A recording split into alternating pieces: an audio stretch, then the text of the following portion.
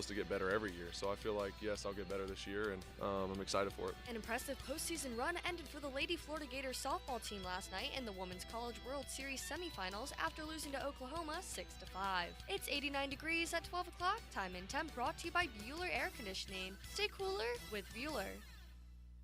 1010XL is presented by Farah & Farah, exclusive injury law firm of the Jacksonville Jaguars. Protecting you and your family. Call 396-5555. Jacksonville. Now, get ready to spend the next 2 hours with our three sports-loving ladies. Mia O'Brien, Lauren Brooks, and Taylor Dahl. This is Helmets and Heels On 1010XL, switched on by First Coast Lighting and Fans. Upscale lighting, fans, and home decor. Show me what you got, pretty lady. Welcome into a Wednesday edition of Helmets and Heels. We're going to talk cornerbacks today. We talk a lot of quarterbacks, but today we're going to talk cornerbacks as PFF has the ranking of corners. And ladies, when you think of the really good defenses last year in the NFL, who are some teams that come to mind? Would it be the Chiefs? Yes.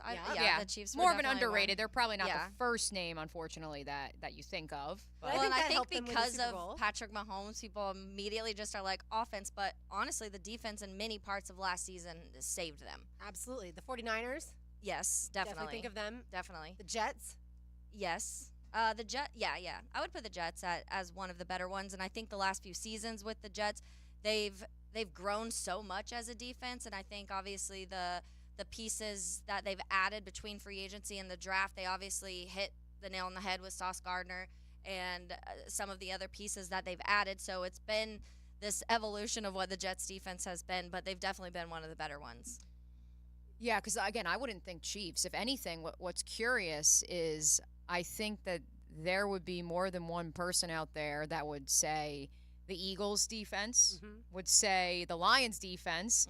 And the funny part about both of those teams is that their biggest deficiency, especially heading into the NFL draft this offseason, was the cornerback position. I think that because of the pass rushers that are in tow, I think that's why that defense, both of those defenses get a lot of play, especially the Eagles, who seemingly are adding a pass rusher each and every draft. I would The definitely Browns, put too. Cleveland. I was Yeah. about to say. yeah. Cleveland was, Cleveland. to me, probably the best defense from start to finish of last year.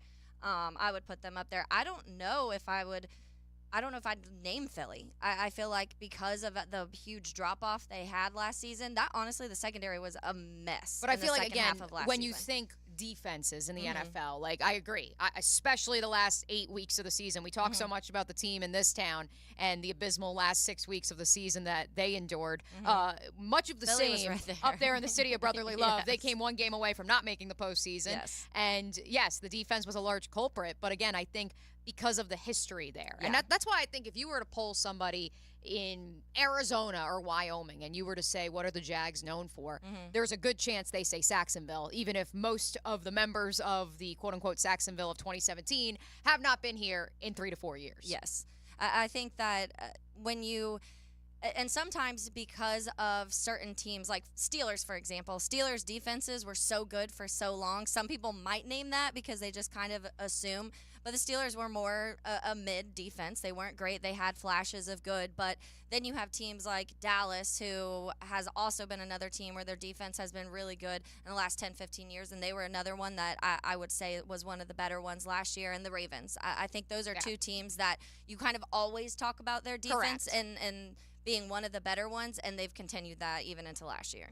So here's where I was going with this. By the way, the Chiefs had the second best defense in the league last year. You just don't think of it, like you said, because of the offensive weapons. And I do think when people think of defenses, they usually think of one player. Like the Steelers right now, if someone was to say, like, why is the Steelers defense so good? TJ Watt. They would immediately say TJ Watt. The Cowboys would immediately say Micah Parsons. Right? So if you don't have that one of those types of players, especially the guys getting after the quarterback, then Chris Jones. Yeah, exactly. Chris Jones, one of the best defensive tackles, if not the best defensive tackle now that Aaron Donald retired. So, yeah, that's what I think people tend to think of. But here's where I'm going with this is, so to talk cornerbacks, the PFF has the ranking, and here are the top 3 corners in all of the NFL according to their stats. 1, Sauce Gardner of the Jets, 2, Trent McDuffie of the Chiefs, and 3, Charvarius Ward of the 49ers. If you want to have a really good defense, you better have a number one corner. Yeah. We should also note that once upon a time, Charvarius Ward played for the Kansas City Chiefs, and he was allowed to walk because the Kansas City Chiefs were going to draft Trent McDuffie. McDuffie, yeah. So I think that that's important to note. I'm curious to see him in the top three because I don't think he's a name that you would instantly say, oh, yeah, top three corner in the league. If anything, I quite frankly would kind of put him in the same pot as Tyson Campbell, a guy who has flown under the radar over the better part of the last 2 seasons. And if anything, I think that the cornerback position opposite him, because it was a revolving door in San Francisco last year, maybe that's why he gets some of the credit he does. And also because teams knew that there was a hole opposite him and they were throwing in that direction, not in his direction. Yeah, it says he had the 3rd best coverage grade over the past 2 years, but of course that's according to their analytics. Yeah, and I also think a part of it when you look at a lot of the teams that'll be on the top of this list, or when you talk about corners that are super successful, the majority of these teams also have that defensive line, some sort of top towards the top defensive line, because that does help so much when it comes to the secondary. Yeah, rush and cover. Yes. They used to argue about that in 2017 back when Yes. it was Saxonville. Who was better? Which was the better position? And group. that's what they even mentioned that in this article, saying, you know, you mentioned the 3rd best coverage grade, but it was like perhaps it's the overall strength of the 49ers team. And so certain teams you do have to say, are these guys truly just outliers of one of the better players or better corners, whatever their position is, or is that defense as a whole so well that they're able to kind of lift everything? And I think that was a lot of Saxonville, honestly. There was just everybody played so well together that multiple players on that defense had career years. And then you haven't really heard much since then because everything just clicked so well. And also, as I've noted more than once on this program, the depth, yes, along the defensive front, once that 2017 team traded for Marcel Darius was there because Avery Jones then wasn't your starter at nose. But when you look at that actual depth chart, I mean, you had undrafted rookie free agents as backups at both linebacker and cornerback. You had you were banking on everybody staying healthy across the board, which is thankfully what happened that year. Shockingly what happened. Right, but that doesn't happen. Most years that doesn't happen. Most years, all of a sudden, you're forced to have a Jalen Myrick who has to have extended run because somebody got hurt. You have to have a Tyler Patman or a Donald Payne of Last Chance U acclaims. Shout out to Stetson and the Hatters. One of them has to step in because somebody gets hurt, and it didn't happen. And even if you were to go and poll the San Francisco 49ers, because they said this in the week leading up to the Super Bowl back in February, they were incredibly healthy. They had 2 players on their injury report heading into the Super Bowl. And now I'm not going to wish injury upon anyone, but I have to question whether it's on the defensive side of the ball or offense. If they were to have lost Christian McCaffrey for more of an extended period of time than they lost him, if they were to have lost Nick Bosa, as they have in previous seasons in which, wait for it, they have fell way below expectations, would that have occurred? Yeah, I mean, and you can relate that to 2022, 2023 Jags, too. We talked a ton about how healthy they were in 2022 and how much that helped, and that doesn't happen. And we kept saying that, like, teams aren't this healthy 18 weeks into a season, but the Jags were in 2022. And we saw last year when they weren't how drastically that affected them. Yes, we did. All right, corner number 4, Pat Surtain of the Broncos. Number 5, Taylor's guy, Jalen Johnson of the Bears. Number 6, this one I disagree with vehemently.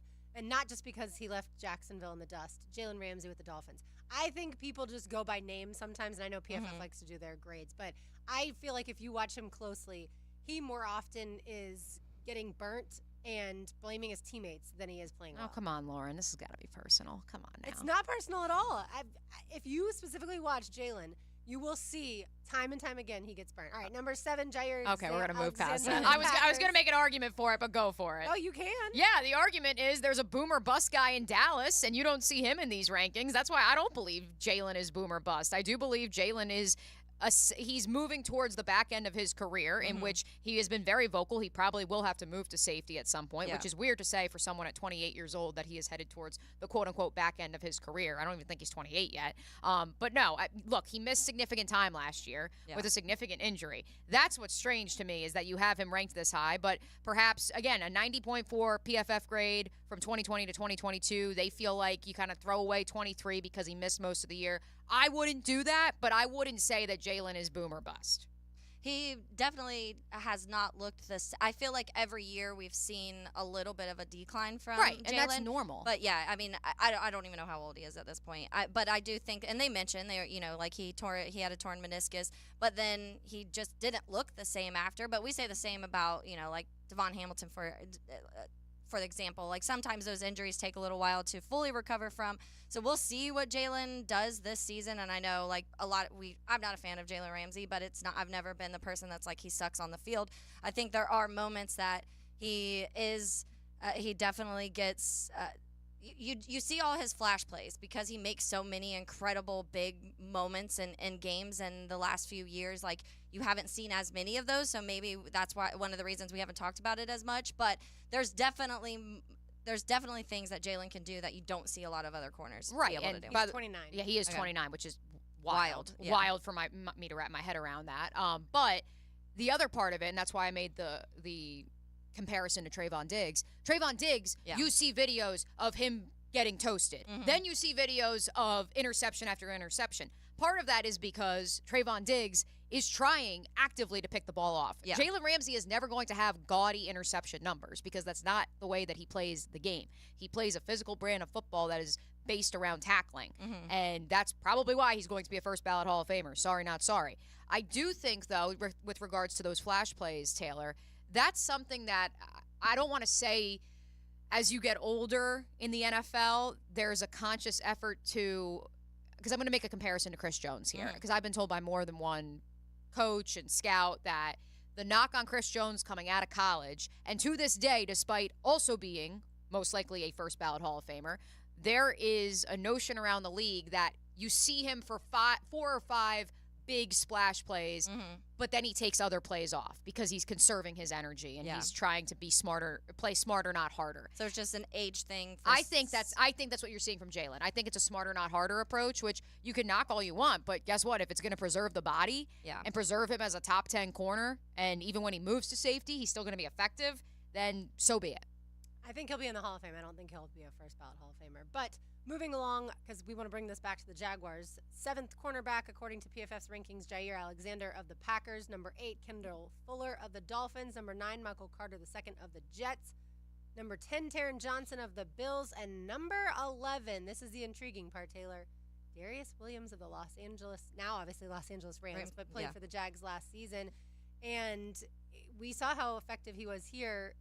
What is the Jaguars secondary going to look like without Darius? Yeah, and this was one of the moves I did not like in the offseason. I think that Darius was really, really good, and they talk about how he's one of the best when it comes to preventing separation by cornerbacks in the entire league.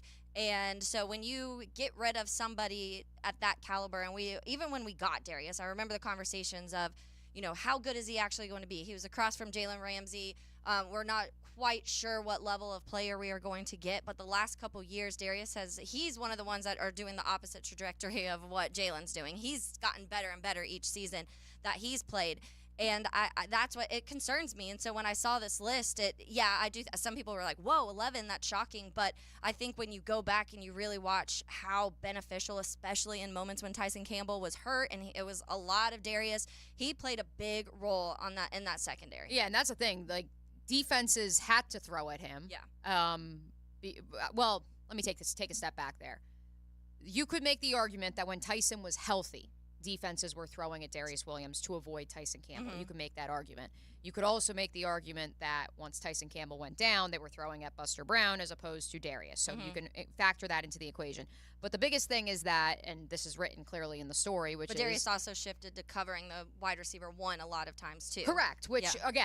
Stiffer competition. But they say that he's been one of the best at preventing separation for several years, but the grade finally caught up with him. This is based off the grade. He had more opportunities to make more plays around the ball because either A, he was covering wide receiver number 1, or he was opposite Tyson, and therefore he was having more opportunities. And again, because you scroll down, and I don't want to spoil it, but when you get to Tyson's grade, what you see is, we don't really have a lot of material to go off of. He only had 2 pass breakups, which that number blows my mind, by the way. And so that's where Darius Williams had lots of opportunities to make plays on the ball. He did, and in turn, that's why I think he gets the grade he does. I wonder, not I wonder. I have it right in front of me now. I just pulled it up. So Tyson Campbell's ranking, to your point, in as far as for last season, was 29th. No, that's this year. Right. Yeah. For last season. Yeah. Mhm. Yeah. For last season, it was 29th. What do you think it was the year before when he was healthy? I think he was 11. He was 6th. Oh, I was wow. about to say, I think That he goes was to top show 10. you. That goes to show you what an injury can do, and that's why we always talk about Trevor Lawrence and the injuries. Because he played through injuries, he gets knocked because of things that went wrong, even though he was hurt. Had he not played through the injury, then it would have just been, he was hurt and then he couldn't play, and so we'll have to evaluate differently. Yeah, and I think in this they talk about obviously just the 2 pass breakups, but also he allowed 8 touchdowns last season. How many were Tyson Jamar Campbell. Chase in one game? That's what I'm trying to figure out. That I would like to go back and see which ones were directly on Tyson and that, but so when those are obviously numbers, and we talked about it, and Tyson was coming off a year where everybody was talking about he was one of the better corners in the league coming into last season. It wasn't just us in Jacksonville talking about it. Obviously, he was ranked 6th in this, and so it was a lot of talk of him being up there. So it will be interesting to me this season. Does he jump back up to that? Does he jump back up to the 5th, 6th, 7th, or does it go to more 11, 12, 13, 14? Which Tyson Campbell are we getting back? Is it what he was 2 years ago, or is it going to be, close to that, but not quite that? And I think that's going to be a big part of how good the secondary is which level of Tyson Campbell are we getting? And I think it should be noted, too, as we, again, this is number one, first and foremost, it's based off PFF's metrics. So someone else could say differently. And the reason I want to point that out is because Deron Bland, of course, became a household name with how many pick sixes he had. They have him 31st overall. I almost mentioned him earlier when we were talking about the boomer bust, and I was not so. I don't think we know yet with Bland because he had obviously the season he had last year, and he was a 5th rounder, so it was talked about a lot. He had a ton of pick sixes, 14 over interceptions. The last 2 years, yeah. And so when you talk about someone like that, it'll be interesting as to if he continues to develop in this guy that not only is getting those big flashy interceptions and pick sixes, but also becomes someone that people are scared, like when it comes to the coverage, the actual coverage, and being able to just kind of be a whole corner, not just one of the ones that are batting the ball down or trying to get the interceptions. I told Taylor on Monday, Mia, when you were still at the Miller Electric Center, Tyson Campbell looks different. Like, he looks like a guy who is not just fully healthy, but has also, I feel like, gained some muscle too. And that's good to see because, again, the Jaguars are shifting to more press man. You have to be more physical in that type of scheme. Yeah, and that's been the big question of can he play press man? Because we go back to his rookie season, Joe Cullen came here and wanted to play a more man-to-man style defense, and based off who the personnel was, by week 6 or 7, he was like, yep, nope, pivot. We're going to zone based on who I have here in the locker room.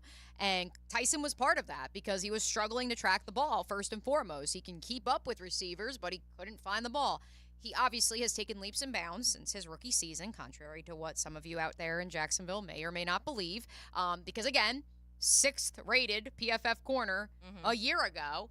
And I understand that, again, this is PFF's metrics, and I understand he was hurt, came back, tried to play hurt against Jamar Chase, a top 3 wide receiver in the National Football League, got burnt toast. I don't want that to be your lasting impression, though, of what he can do, because if you looked at the first 5 or 6 weeks of the season, and maybe we can find this stat, he was grading out consistently before the hamstring injury against the Colts. He was grading out consistently as a top 10 cornerback in the National Football League. Chris Sims said it to me when I spoke with him the NFL Combine. He's like, I'm not giving up on Tyson. Yeah. Like, if you go from 6th to 29th, that either says, A, something bigger about your team as a whole, or B, that you were playing hurt. Because you don't go from somebody who his last X amount of weeks of his rookie season in 21 was ascending, is a top 10 corner in 22, and then takes this dramatic step back. Yeah, and I think most people here are confident that Tyson Campbell will go back to the ways of Tyson Campbell. I think we've seen too many good moments, and like you said, the ascension, and then obviously the full season and beginning of last year. I think the bigger question out of this is, do they have somebody to replace a guy like Darius Williams on the other side? And that's what we'll find out as we go along, certainly throughout these now no more OTAs for us to watch, but we've been seeing OTAs, then mandatory minicamp is next week, and then, of course, training camp.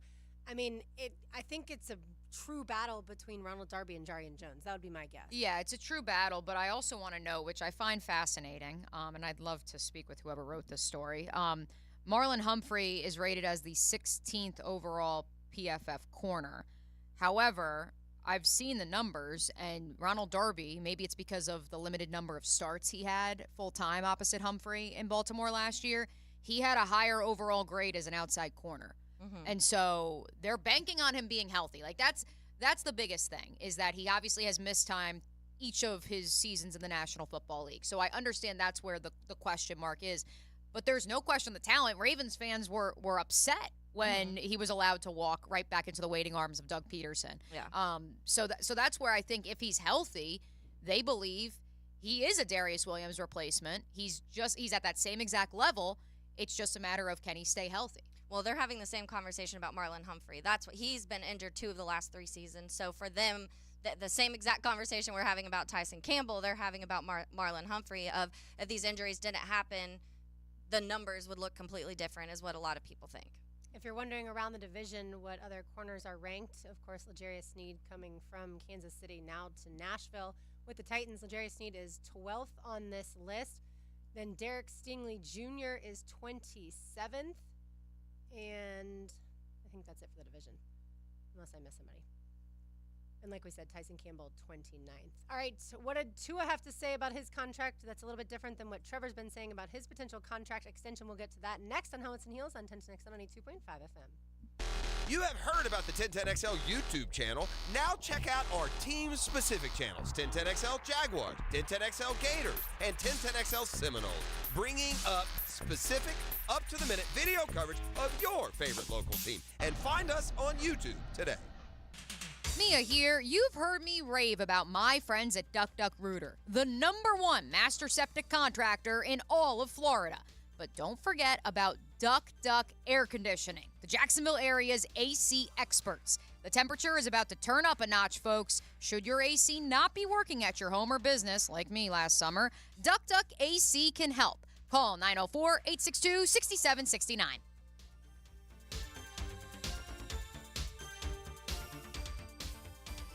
Hey folks, this is Dave Benyon with my son Ammon here from Zero Res. Ammon, you've been cleaning air ducts for a while now. What are some of the reasons customers might consider getting their air ducts cleaned? There are many reasons. Many times, people suffer needlessly from poor indoor air quality produced by the conditions in their air system. Construction dust, the presence of bacterial growth, and years' worth of buildup all come together to make your air ducts a pretty gross place. If you suffer from allergies, have recently moved, recently remodeled, or have never had your air ducts cleaned, then now is the best time to call. By calling Zero Res, you'll have the peace of mind of knowing that you called the best of the best. Our state-of-the-art truck mount system and top-of-the-line service representatives simply can't be found anywhere else. Google Zero Res and read thousands of 5-star reviews. So what kind of deals can I expect? Just mention that you heard us on the radio, and we'll give you $100 off your air duct cleaning. Wow, that sounds like a pretty great deal. Remember, folks, Zero Res, spelled forward or backwards, it's the right way to clean.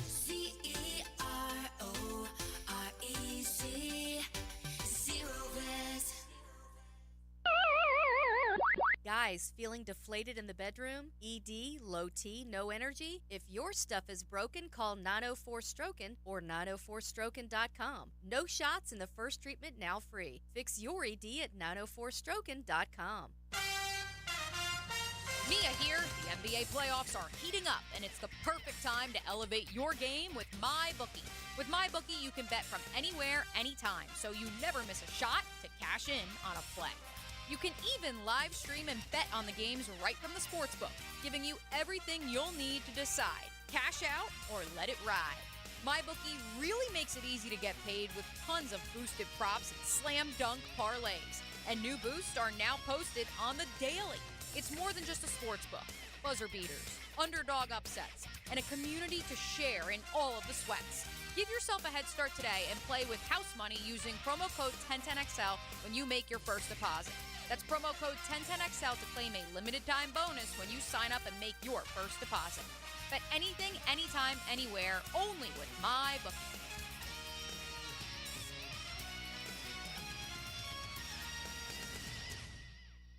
Are you 18 years or older, just got married, just got divorced, or have children? Listen up. Have you done your last will and estate planning? If you have questions, call Matt Hinson with the Hinson Law Firm. Reach him at 527-1700. Office is Jacksonville, Florida. And don't let the state decide your fate. It's the blog players put their pads on for. So we want it, we got to bring it. My thoughts and observations on our home team. That's what I share with you every week on my blog. Roland Reach Plumbing brings you Hayes Blog on 1010XL.com. Certainly facing challenging economic times. I can't speak for all of us, but for me, comforting to know my money is in good hands with ITP Partners. Ticket here for ITP Partners. Jacksonville guys taking care of my Jacksonville money. I'll admit it, I don't understand a ton about the economy. Higher interest rates, 401ks, but I do know as I move closer to retirement, I continue to watch my money grow. Thanks to Chris Bryan, Jeff Hartman, Reagan Wright, Dan Abel, and Reed Wingate. Get in the game, guys. ITP Partners, always there to help. For more info, Chris at ITPPartners.com or call 904-312-9751. If you've played sports or still lead an active life, chances are joint pain is nothing new. This is Dr. George Barry of Barry Orthopedics, and we like to be your option when it comes to taking care of your body and getting back in the game. From shoulders to elbows to hip and knee pain, Barry Orthopedics can diagnose and treat a variety of injuries that are causing you pain. We are Barry Orthopedics and online at barryorthopedics.com. With more than 30 years of experience, our team is here to care for your entire family. Find out more at barryorthopedics.com. That's BAHRI orthopedics.com. Did you know a metal roof from Prime Roofing has the highest wind and impact ratings available? If you want a stronger roof, think metal. Think Prime Roofing. Learn more at primeroofingfl.com. That's primeroofingfl.com. Hacker here, and I just got back from a 9-day cruise to the Caribbean. Now, I knew I was going to slip off my Awaken 180 program because, hey, I deserve it. I've lost 65 pounds so far. But guess what? My Awaken 180 coach even suggested it and helped me cheat. She showed me how to take a break for 9 days and not put any of the weight back on. I ate all sorts of foods, from fried green tomatoes to frog legs, but the shocking part, I didn't keep going back up for seconds, thirds, or fourths. My body didn't need it, and I really didn't want it. Did I lose weight on vacation? No, I was on a break. But did I gain 10 pounds? No, sir. I didn't gain a single pound because my metabolism is on fire. My body's just doing its thing. If you want a program that works, want coaches that understand real life, do what we all did and call Awaken 180. They've got your back while keeping your front from popping. 844-346-1800 or online at awaken180weightloss.com. If you're heading to the AUG or you're already part of the nation's oldest, don't forget to drop into Sunset Grill. For over 30 years, serving up great chowder, seafood, wings, and cold beer. Sunset Grill, somewhere on A1A, St. Augustine Beach. 1010XL is presented by Farah & Farah, exclusive injury law firm of the Jacksonville Jaguars. Protecting you and your family. Call 396-5555. Jacksonville. This is Helmets and Heels. Kept classy by First Coast Lighting and Fans. Upscale lighting, fans, and home decor. On 1010XL. Taylor Dalmia O'Brien, RJ Saunders, I'm Lauren Brooks with you. We're going to talk about Tua Tagovailoa. As of right now, he's set to play on the 5th-year option of his rookie contract. He'll earn $23.2 million this year. And, of course, he won't be with the Dolphins next year unless they reach a contract extension. That's a little different than Trevor Lawrence. But when Tua was asked about how he felt about the fact that there is no contract extension yet, he said not frustrated, that wasn't the right word, but antsy. Antsy's the right word. This whole interview was almost awkward. I feel like a lot of Tua's are. And I'm watching it, and I'm like waiting because I read the article first, and then I was like, let me actually watch the video of them asking this question. And I guess I don't watch a ton of Tua, so I don't really know his personality that well anyways.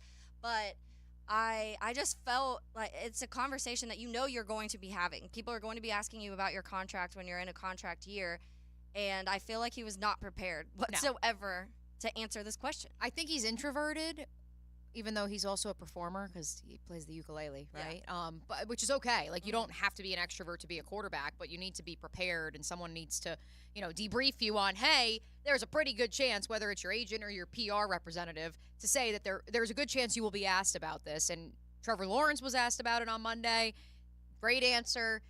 And that's where I just look at the two, and it is different because one, in Tua Tagovailoa, is entering a contract year and playing on the 5th-year option. The other, in Trevor, still has 2 years left on his rookie contract before the franchise tag would come into play. And so there's obviously, less of a sense of urgency on the part of Trevor because he knows, actively both sides are working towards it, but there is some leeway there. Whereas with Tua, it's much like the Lamar Jackson situation. But even then, I don't remember Lamar Taylor ever having like this sort of, like, I don't know, like, we'll see. And then he was asked, is he frustrated? And he goes, not frustrated. I'm another word.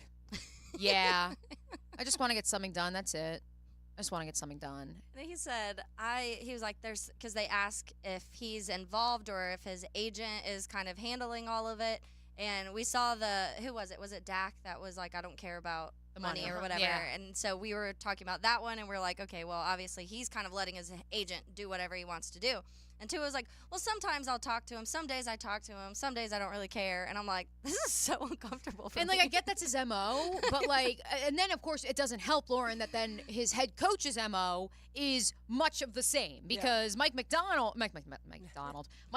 we got too many Mikes in the league. We got too many Micks, and that's coming from an Irish girl. There's also a country singer named Mel McDaniel. Oh, my gosh. Who every time I go to say Mike McDaniel, I have to literally think, don't say Mel McDaniel because baby's got her blue jeans on is not the head coach of the Dolphins. There's too many Irish of us out there. But no, Mike McDaniel said to reporters before Tua was made available, he said, yep, Tua's here for mandatory minicamp in the flesh. And then he went on to say that Tua's not going to do much. He is seeking a contract extension, but he is here. So basically, I'm just here so I don't get fined. Yeah. And meanwhile, like, Trevor's out here coming off of a season which was riddled by injury, and he's going through every single period of OTAs, and I'm assuming he'll be given mandatory minicamp off because he's been at OTAs. Because that's how Doug. Right, that's how Doug flies. But, like, that's where this, like, I'm just here so I don't get fined. Like, Tua's there so he doesn't get fined. He, like, checks the box, but he's not frustrated, but he's a different word. It's also interesting to me, Taylor, he's dropped 10 to 15 pounds, and he's now down to 220 pounds. So, like, the complete opposite of the Patrick Mahomes dad bod. Yes, and he does, and obviously last year we talked about what did he do? Muay Thai? Muay Thai, yeah. And so, I almost said Mai Tai, but that's a drink. I'd take a Mai Tai right now. Same. But and then now this year, he does weird stuff in the offseason, so clearly he's trying to figure something out. Clearly somebody's telling him, like, you've done decent, but you could be better. And he's trying to find a way to get to that better, obviously be more durable and things like that. Losing weight's a weird way to do that when you're a guy who's everyone's saying you need to be more durable. But what do you think that this does if they let's say they lock down Tua before Trevor and the Jags?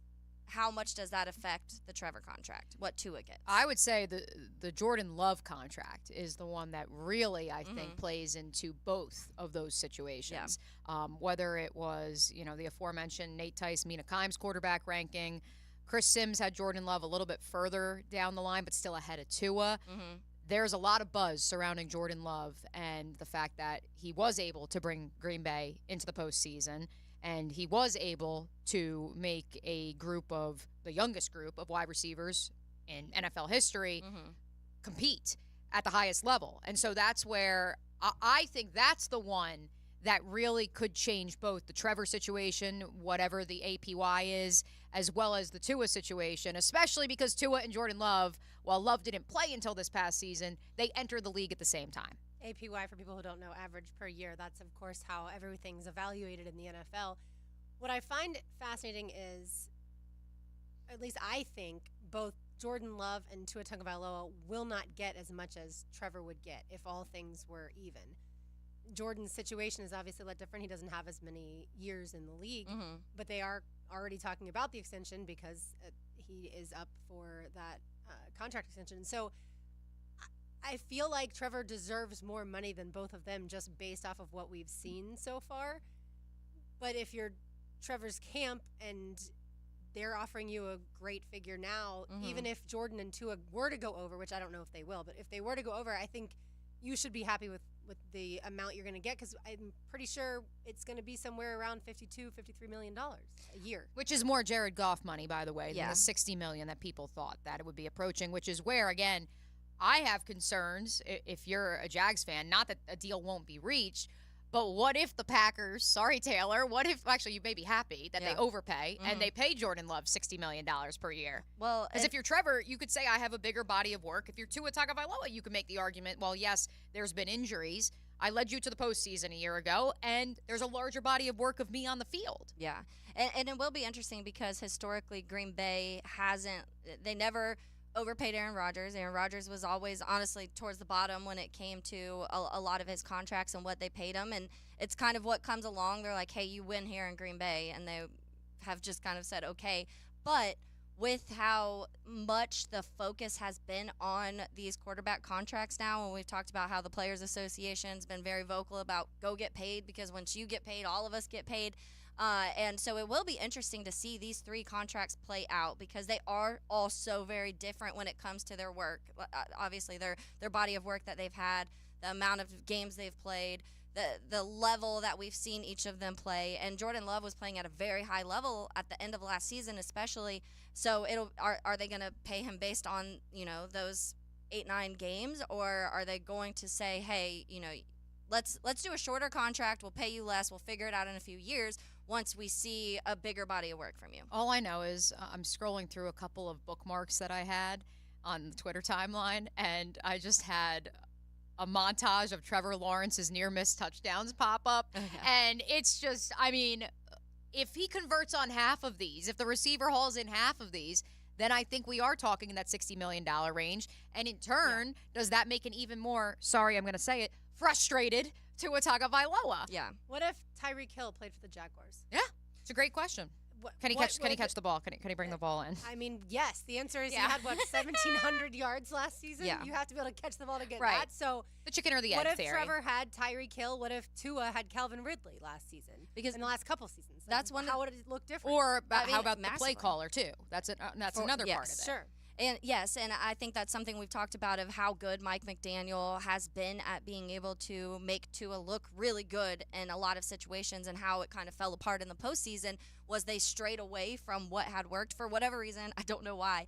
But one of the things, when you look at the guys that sit atop for the yak yards for the NFL, Tyreek Hill obviously sits up there. He's fast. He's known to be that guy. And so when you add those numbers into what Tua's done, so much has been what Tyreek Hill's been able to do once the ball's in his hand and beyond that. And then, of course, the other part of it, too, is that Brian Flores had reportedly just beaten down Tua and the confidence of this offensive line and so many players on this roster with tough love. And along came, what do we call him, Mike McDaniel? Mel McDaniel. Mel McDaniel, and a sweet, soothing voice came along, and rock star sunglasses, and the ankle capris that he sports, and all of a sudden all was well. And as much as I'm joking and elaborating and exaggerating a little bit there, the truth is that Mike McDaniel unlocked this offense. Certainly the acquisition of Tyreek Hill was massive. Yeah. But I do think that all of the parts fit because he curtails the offense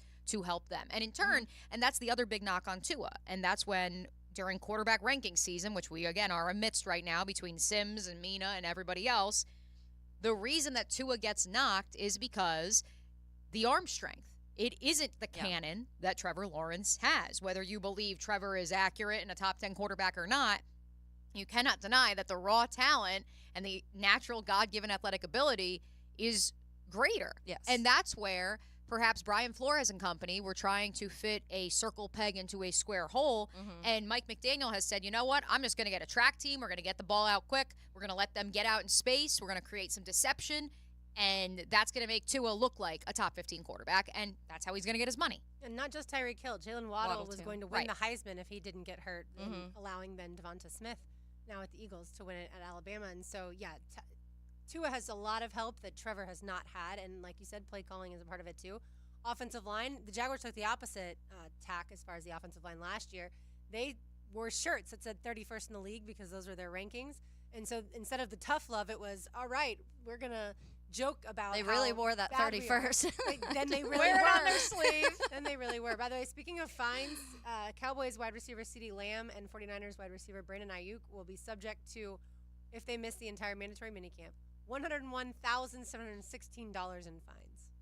Only 101,000? Yeah. Yeah, that's For that's, 3 that's a days. drop. I was saying that's a drop in the bucket to those guys, Lauren. I'll For take me, it. I'm looking at that's quite a lump sum of money that I would like to have in my pocket. But yeah, for them, unfortunately, it's whatever. But since you brought him up with the news yesterday of Justin Jefferson's historic 4-year, $140 million deal, reportedly, and I'm glad you also brought up IU because I'm going to pair a couple things together.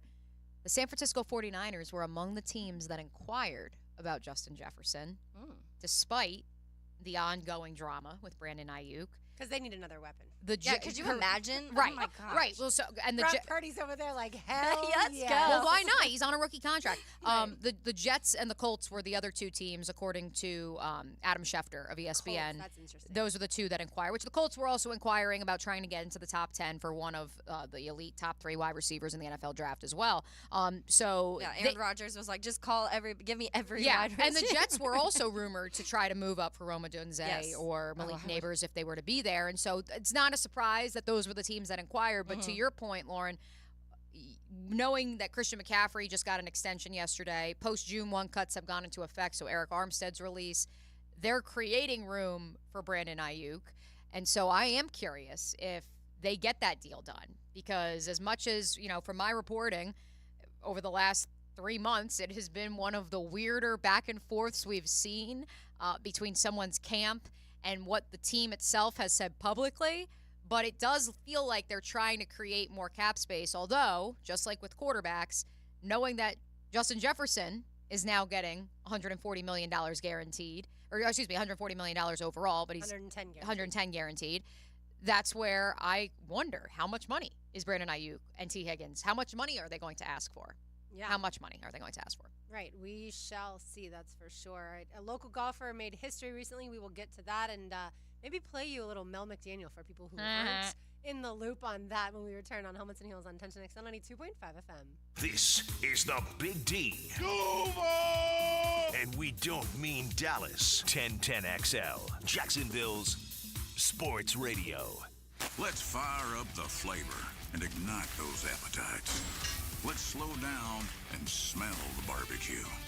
Because all your favorites are smoked for hours and ready for eating when you are. From our famous ribs to slow smoked pork.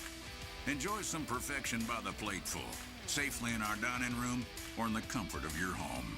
With curbside pickup, drive-through, and delivery. Sonny's Barbecue. Local pitmasters since '68. A lot of companies will tell you they're the best. At Custom Tree Surgeons, they show you every time. Custom Tree Surgeons has built an all-pro team. Every tree service professional has years of experience, continually trained and certified. They know what, when, and how to handle any job. It gets done efficiently and quickly by a team of experts. So for tree trimming, removal, stump grinding, and emergency services, forget any name other than Custom Tree Surgeons. There is no job they can't do better.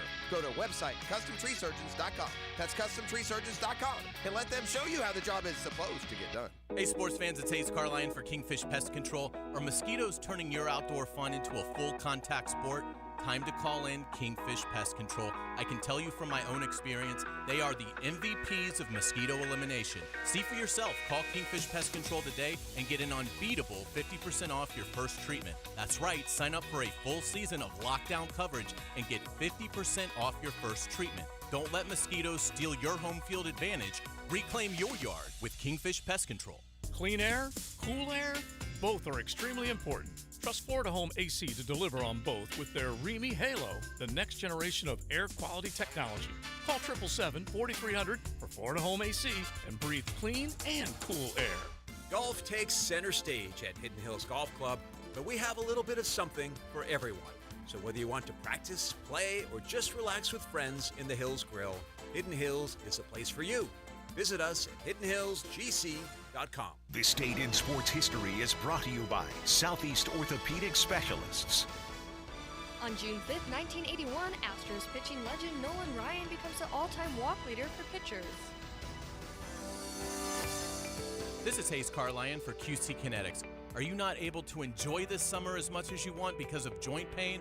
Well, give my friends at QC Kinetics a call at 904-274-5522 for a free consultation. They're serving the Jacksonville area with locations in Mandarin and Ponte Vedra Beach. QC Kinetics is the nation's leader in regenerative medicine. I'm talking lasting joint pain relief with no surgery, no drugs, and no downtime. QC Kinetics advanced treatments harness your own body's ability to restore and repair damaged joint tissue so you can walk, run, hike, play golf, move again, pain-free. Their advanced protocols have enabled tens of thousands of patients to reclaim their mobility. Stop putting it off. Take action now and live your best life again. Call QC Kinetics now for a free consultation, 904-274-5522 in Mandarin and Ponte Vedra. That is QC Kinetics. Hey folks, it's Mike Dempsey for Pella Windows and Doors. Now you probably heard me mention that errant golf ball that led us to replace our windows. And obviously, if I'm investing in my home's appearance and comfort, I want the best. Well now, my new Pella windows are installed and they look fantastic. And we've already noticed the difference in outside noise reduction and energy savings. So if you need to replace your windows or doors, visit my friends at the Pella showroom on Phillips Highway or check them out online at PellaJacks.com. That's Pella Windows and Doors.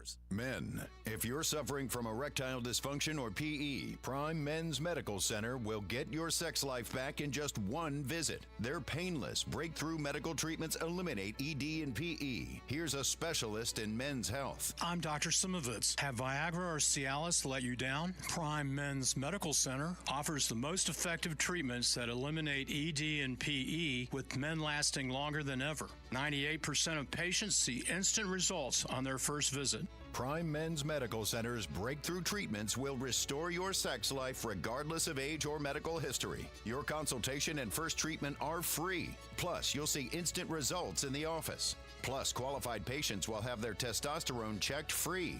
Call 904-902-8222. 904-902-8222. To regain your sex life in just one visit, call now. 904-902-8222. At Hodges Mazda, we are proud of our solid reputation in the Jacksonville community. Lauren Brooks here. As your hometown Mazda dealer, our high customer service standards and our huge inventory of new and used cars provide our customers a consistently first-rate car buying experience. Our professional non-commissioned sales team always puts your best interests first. Plus, every vehicle purchase comes with 2 years free maintenance. What Mazda moves you? Find out. Visit Hodges Mazda today or shop online at HodgesMazda.com to discover the Hodges Mazda difference. Living on Amelia Island, having fun in Fernandina Beach? No matter what brings you to the fun, cozy town, make sure you check out the tap room at Mocama Beer Company. With a full flight of craft creations, from the Cosmico IPA to the Motor, the perfect pilsners and lagers, matching memories and some Mocama magic is what it's all about. Mocama Beer Company in Fernandina Beach, near the big water where the sun is born. And look for more Mocama craft at your local Total Wine or ABC Liquors. 1010XL is presented by Farah & Farah, exclusive injury law firm of the Jacksonville Jaguars. Protecting you and your family. Call 396-5555. Jacksonville. Helmets and Heels is switched on by First Coast Lighting and Fans. Upscale Lighting, Fans, and Home Decor on 1010XL. By the traffic light, everybody's looking.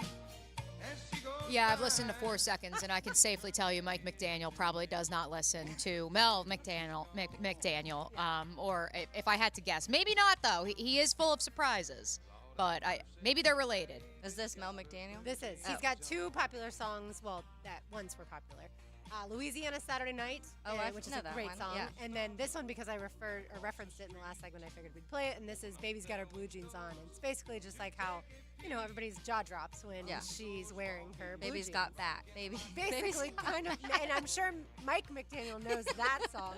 That's for sure. All right, so Miles Russell out of Jacksonville Beach became the youngest player ever to make the cut on the Korn Ferry Tour at just the age of 15, and he will make his PGA Tour debut at the Rocket Mortgage Classic later this month. Mia, you've interviewed him before. Yeah, I did when he was part of the drive, chip, and putt at Augusta for the Masters. That would have been back in, 2019, 2020? Oh, wow. So, he's had a little bit of a growth spurt since then, but he did get to walk TPC Sawgrass a little with Scotty Scheffler during the Players' Championship this year. He's a guy that many people here in Jacksonville are very familiar with. I was introduced to him by none other than UNF head men's basketball coach Matthew Driscoll, who's friends with Miles' family. And it's kind of wild because for me, coming from the Northeast, this thought of 2, 3-year-old kids that are handed golf clubs is kind of foreign because obviously there's not necessarily a push to play golf in January in New Jersey. Here it's a little bit different, but even then, recognizing the fact that, yes, this is another prodigal golfer because there's plenty of those in the state of Florida, but Miles is a guy who, I mean, hey, he played on the Korn Ferry Tour. Was it Korn Ferry or PGA Tour? He played in another professional event not too long ago. I think it was the Valspar, or maybe confusing him with Gabrelchik, the UNF golfer as well. Another prodigal golfer that's here in the Jacksonville area. But no, he's been on the radar, and the fact that he will be competing at the Rocket Mortgage Classic, which is very much a PGA Tour event, is incredible at just 15 years old. Yeah, obviously he's precocious because he's a kid that is able to maintain his composure when playing with people so much older than him. Even if a guy's 20, 21, that's also young on the PGA Tour, the Korn Ferry Tour, that's still 6 years older than him. Yeah. And so I'm just so impressed by his composure, and I'm excited to see what he can do. He did play. I thought so, yeah. He was he finished in a tie for 20th at the Korn Ferry's Lacombe Suncoast Classic in April. I knew he had played in a Korn Ferry Tour event. Yeah, he played there, and he became the youngest player since 1983 to finish in the top 25 in that event, which is very cool. And so we'll be rooting him on. Like I said, Rocket Mortgage Classic comes up later this month. Excited to see him. Taylor, if we had interviewed you at 15, how would you have done? Probably not very good. Same.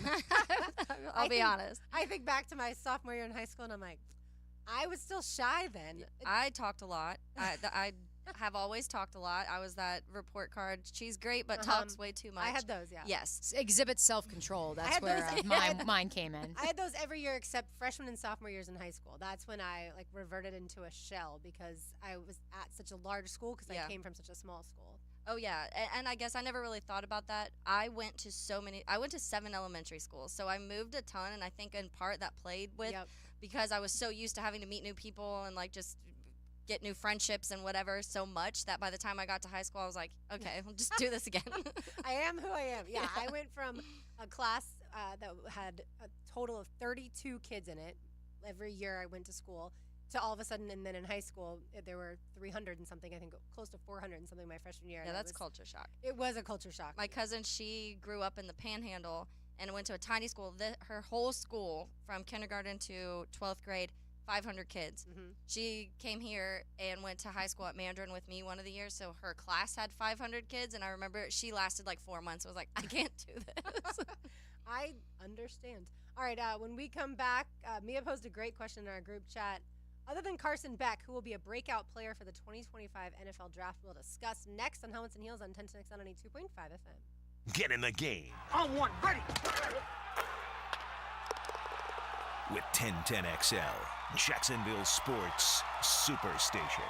Now you can watch 1010XL shows all day on X, Facebook, and YouTube. Brought to you by MyBookie. Experience Vegas from the comfort of your phone anytime, anywhere. Sign up today. Use promo code 1010XL.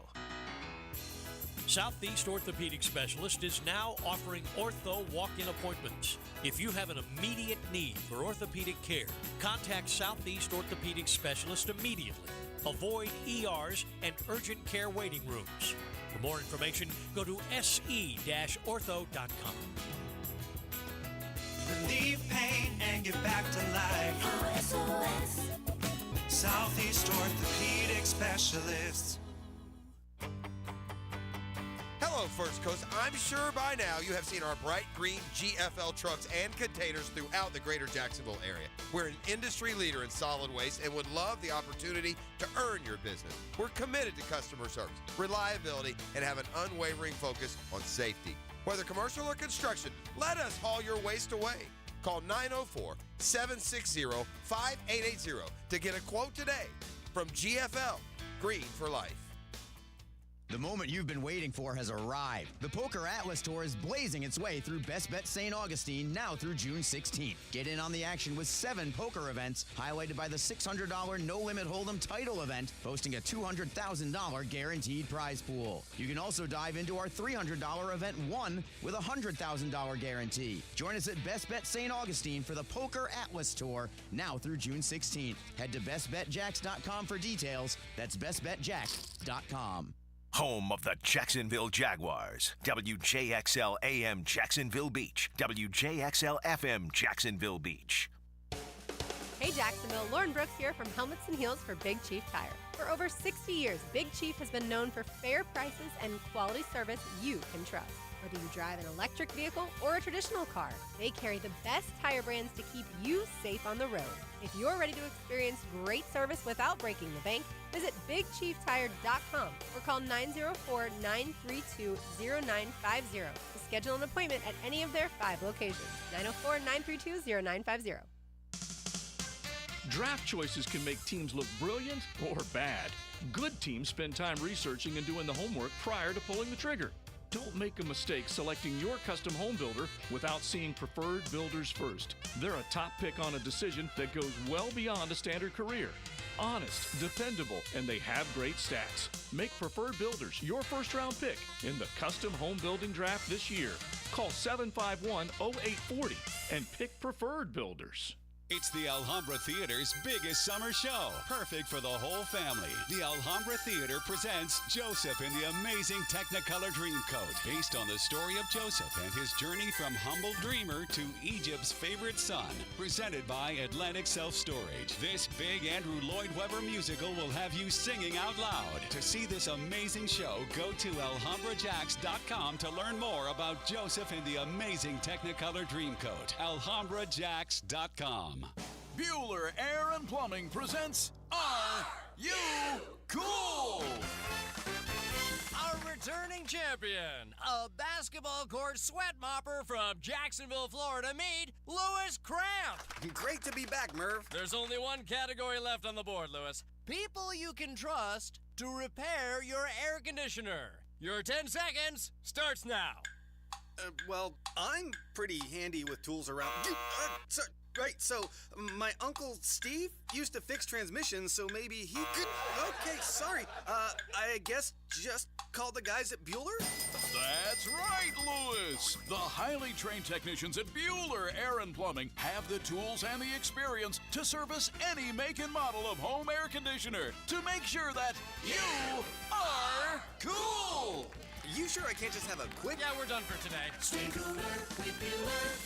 Visit BuellerAir.com. Get ready to swing into the hottest party this summer. Join First Tee North Florida at the Yards June 13th for the Summer Soiree. We're bringing the spirit of the Pacific Islands to Ponte Vedra with a Hawaiian luau-themed event. Enjoy family-friendly fun, including Hawaiian food trucks, live music, craft cocktails, golf games, raffle prizes, and more. The First Tee Summer Soiree provides the perfect blend of golf, party, and philanthropy. All proceeds benefit the impactful programs of the First Tee. Visit firstteenorthflorida.org/summer soiree to secure your tickets today. What's spelled funny but smells great? A Kuhn Flowers floral arrangement. Kuhn Flowers. The name is synonymous with excellence for over 75 years. High Flying Jacko here for your next floral purchase. Call on Kuhn Flowers. Moms and dads looking for some serious summer fun for your kids? Then check out I-9 Sports Flag Football Tournament Series. It'll run through June and July, and you can put a team together and join in on the action. Ages 4 to 14. Go to i9sports.com for all the details. It's happening at Duval Charter School at Bay Meadows at their brand new turf facility. If you've got a youth flag football team or want to put one together, get ready for the I-9 Sports Flag Football Tournament Series this summer. Check it out at i9sports.com. Hey, I'm Tony from Tony D's Pizza. People ask me all day long, is it the water that makes the difference? Well, yes and no. Even water can't make a good pizza. It's the ingredients, too. The best tomatoes, the best flour, and the best cheese. Oh, and a lot of love. Tony D's New York Pizza, Bay Meadows and 295.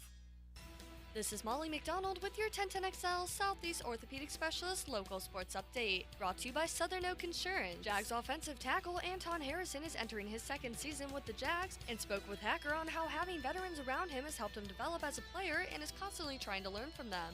Great. Some days I could just sit back there and just take notes all day. I could just take everything they say, Phil, Nick, Greg, the coaches, all them players, everything they say. I could just sit back there and take notes and learn a lot in the day. Them guys, and even on the field, I talk to them more I talk to the coaches. Just they know it, they've been there, and then they can teach me things I don't know. So I'm always asking them questions, always trying to learn from them on and off the field, routines, how to get better, diets, things like that. The Jacksonville Jumbo Shrimp, who are up in Charlotte, had their series opener against the Knights postponed last night due to weather. They'll start their series today now at 6:35, followed by a doubleheader tomorrow. It's 90 degrees at 1 o'clock. Time and temp brought to you by Bueller Air Conditioning. Stay cooler with Bueller. 1010XL is presented by Farah and Farah, exclusive injury law firm of the Jacksonville Jaguars. Protecting you and your family. Call 396-5555. Jacksonville. Light up your lunch with Helmets and Heels. Presented by First Coast Lighting and Fans. On 1010XL. Mia O'Brien, Taylor Dahl, RJ Saunders. I'm Lauren Brooks with you on this Wednesday afternoon. Carson Beck aside, who will be a breakout player for the 2025 NFL Draft. We'll give you one on offense and one on defense. And by the way, as of June 5th, I do believe Carson Beck will go number 1 overall. Yes, I would agree. The one caveat I have to that is, of course, which I personally don't think it's going to happen, but it could. Quinn Ewers did take his team to a college football playoff last year. It's a Texas squad that has reloaded. Could they make a run in their first year in the SEC? Perhaps. I don't believe they will. But he is really the only other returning quarterback, sorry, Shador, that I say, all right, in terms of names we know, perhaps this is a guy who could factor in. The other one that I'll throw out at you as my dark horse for a quarterback that could have what we've now dubbed the Joe Burrow type leap and go from off the radar to the number 1 overall pick would be Garrett Nussmeier of LSU, a guy who has waited his turn in an age in which it's so easy to just hop in the portal, look at your potential suitors, and just keep on keeping on because you want to get to the league in 3 years. He's now 22 years old and will be starting for the first time, despite 2 years ago playing in the SEC championship game for LSU and starting for them under center. And so I think he's the name that you look at, and it's not just because of the LSU correlation between him and Burrow. He's the name that I look at and say, okay, who's that quarterback who's on the radar but not fully on it, who I say the talent is tantalizing. He was an Elite 11 quarterback, highly recruited, but ultimately said, I want to play at LSU, and so therefore I will wait my turn. Yeah, it's kind of wild between Carson, between Garrett, between Arch Manning, who hasn't played yet. Yep. None of them have decided to transfer, which is going against the grain, and that is interesting. All right, so Taylor, who is your breakout player on offense for the 2025 NFL Draft? So my offensive guy is going to be wide receiver Emeka Egbuka. I definitely thought about him. Did Ohio you? State. Yes, Ohio State. So a lot of reasons go into this. He had an ankle injury last year, which I think obviously affected a lot of things. We've had this conversation a lot today, I guess, with injuries affecting numbers. But I feel like he's one of those guys that you saw the season before what he was capable of. He had really good numbers. He was kind of one of those wide receivers that can do a little bit of everything. Last year, he was more so Marvin Harrison. Well, the last 2 years has been Marvin Harrison Jr.'s like Robin to the Batman, you know. And so this is his chance, I think, to take that big step and become their main guy on that offense. And now, obviously, having a little more experience under his belt, too, I think will be a lot of fun. And obviously there's questions surrounding Will Howard and how exactly that's going to pan out, but having an experienced guy like Emeka, I think is going to be important for Will Howard too. And then in addition, I just think when we talk about this Ohio State team and how important it is for Ryan Day and them kind of taking back the rivalry between Michigan, and it's just such an important year. I could see a guy like this really flashing. Yeah, if he doesn't, it's wild to think that Ryan Day and Ohio State could part ways after losing, a grand total of like 3 games in the last 3 years. But it just so happened all 3 were to Jim Harbaugh and the Wolverines. So therefore, sorry. If you can't win the big one, we really don't care. I guess 4 because they did lose to Georgia in the playoffs. So 4 losses, but still, I digress. He's 56-8, Ryan Day, at Ohio State overall. And it's like 4 losses in the last 3 years, about parting ways. Right, but that's on it. But honestly, that's I don't think they will. But I understand the fan base saying you have to beat Michigan. But of course, right now the fan base is saying we will beat Michigan, School up North, because Harbaugh's gone. Right, yeah, we've got this. The boogeyman's gone, and because Michigan, if you look at their rosters right now, Ohio State is loaded with that top transfer portal talent. And Michigan is having to rebuild a lot. Which I do like Quinshon Judkins as well. That would be another name. And Trayvon Henderson is going to be the starting running back. He came back State. too. That's what's crazy. Quinshon Judkins, who we all saw do so well at Ole Miss. He is a guy that many people thought anywhere he went, he'd be the starting running back. And so the fact that he chose Ohio State and would be the second guy is surprising. Yeah, they basically convinced everybody to come back outside of Marv. They ran their quarterback off and said, we're going to bring in Will Howard. Like, this is the plan. This is the year. So it'll be curious to see. While we're on the subject of wide receivers who could break out this year, Lauren, I hope I'm not stealing your answer. Do you have Luther Burden? I was about to say Luther. I wanted to make sure we get him in the conversation, and you can make the case for why you believe he will be your offensive breakout player of the 2024 season. I want to bring up Luther Burden in the vein of such an impressive sophomore campaign. Mizzou is another team that's bringing, on the offensive side of the ball, everybody back. Brady Cook will be back as the quarterback. I think outside of Javon Foster. Correct, outside of Javon Foster, yes. But on the defensive side of the ball, they'll have to retool some things. They lose Darius Robinson. They lose Enos Rakestraw. They lose Chris Abrams-Drain. So they lose a couple pieces on the defensive side of the ball. But on offense, they bring basically everybody back. They convince Luther Burden to stay at his home state institution because NIL dollars. The comparison I'm going to make. I think you wanted cha-ching there. Yeah, that was cha-ching. Yeah, a little. What did you say? I said money, moolah. The comparison I'm going to make is to Jordan Addison. Okay. Not because of style of play, but because after Jordan Addison's sophomore season, which was his last season at Pitt, in which he was catching passes from, dare I say it, Kenny Pickett, he left for greener pastures in Southern California, Hollywood, catching passes from Caleb Williams, and he took a step back. He also got hurt fairly early in the season. He did. I do not wish that upon Luther Burden because I think he is one of the most electric, fun players in college football right now. My concern is, are we all buying stock too early? Because what if that defense isn't able to reload? What if, akin to Caleb Williams and Jordan Addison, he's behind the 8 ball, his offense is in a 7-0 hole from basically the jump. So I don't want to jump fully onto the Luther Burden train only because I have concerns about how many people are jumping on that train already and because I saw what happened with Addison, which, by the way, he still was a first-round pick of the Minnesota Vikings, and he had a pretty darn good rookie season. But I worry with some of these wide receivers outside of the perennial blue bloods like the Ohio States of the world, because you could have made, this similar argument for Marvin Harrison Jr., except he's Marvin Harrison Jr. and he plays at Ohio State. Yeah, I think the difference would be you can see an offense like LSU put up historic numbers this past season and the defense not be good, and still the Jaden Daniels and Malik Neighbors, and of course, as we know here, Brian Thomas Jr., can all still go really high in the draft, and people be excited about them, adding them to their teams. And I wouldn't necessarily be buying Missouri as a stock, but Luther Burden is one of the best receivers in the SEC. And so when you are that, you will be drafted very high. Last year, 1,212 yards, 9 receiving touchdowns. And like you said, Brady Cook is back. To me, he's a guy that's going to be one of the first wide receivers taken. And those are the types of guys that we all get excited about because you get to see the highlights and all the touchdown receptions as well. We'll see. I would expect that to increase the 9. And even to the point that you were making, Mia, with Jordan Addison, because they both are similar they're both like 5'11". Yep. So smaller wide receivers. We've seen thicker guys, which is obviously not the Zay Flowers, Xavier Worthy type.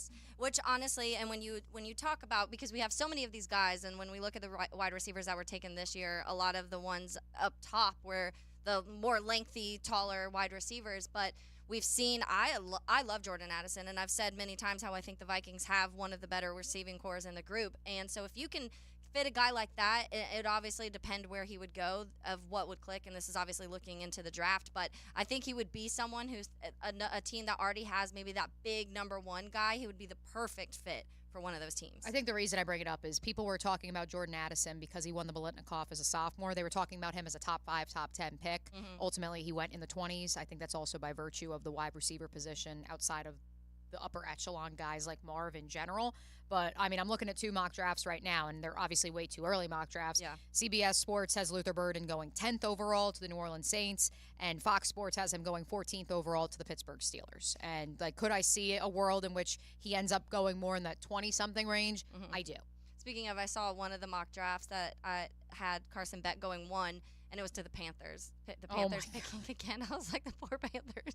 Well, But listen. I mean, if you're a Panthers fan and if that's how it all works, Yeah. you take quarterbacks until you get it right. Yeah. For sure. Oh, the poor Panthers. Well, more importantly, one Panther in particular who Taylor and I just cannot get enough of, Xavier Legette. Oh my gosh. If you haven't seen the video already, folks, please Google search it. Look for it on TikTok of him. His skincare routine. His skincare, But describing his accent is just skincare so routine. fantastic. Little slit of Phil, and you just got to go find it. Like, we're giggling in the office just listening to it. And look, I mean, I wish the best for a guy who gets to stay in the Carolinas. Yeah. Not too far from where he went to school at South Carolina, a late bloomer who unfortunately has lost both his mother and his father.